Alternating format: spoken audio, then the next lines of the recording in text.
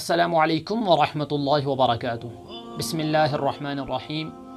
پیارے عزیزو، امید کرتا ہوں کہ آپ سب خیر و عافیت سے ہوں گے۔ اللہ تعالیٰ آپ کو ہمیشہ خوش و آباد رکھے۔ محترم ناظرین، شعبان اسلامی سال کا 8واں مہینہ ہے۔ یہ ماہ رمضان المبارک سے پہلے آتا ہے، اور اللہ کے نبی صلی اللہ علیہ وسلم نے اس ماہ میں بہت سی چیزوں کا خاص اہتمام فرمایا ہے، جس کی وجہ سے اس ماہ کو دیگر اور مہینوں پر فضیلت عطا کی گئی ہے۔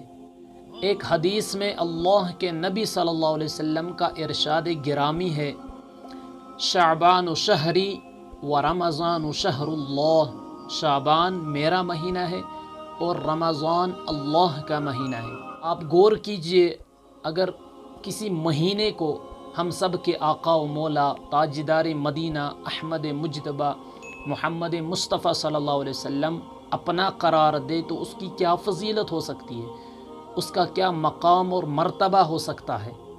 شعبان کے مہینے کو خاص طور پر یہ فضیلت عطا کی گئی ہے کہ اللہ کے نبی صلی اللہ علیہ وسلم نے اسے اپنی جانب منسوب فرمایا ہے۔ جو شے نبی کی جانب منسوب ہو جاتی ہے، اس کا مقام اور مرتبہ دگنا ہو جاتا ہے، بڑھ جاتا ہے۔ اللہ کے نبی صلی اللہ علیہ وسلم نے اس مہینے کو اپنا بنا کر اس مہینے کی عظمت کو اور زیادہ دگنا کر دیا ہے۔ اس لیے ہمیں چاہیے کہ اس مہینے کا خاص اہتمام کریں اور اللہ کے نبی صلی اللہ علیہ وسلم کے منشے کے مطابق اس مہینے کو گزارنے کی کوشش کریں۔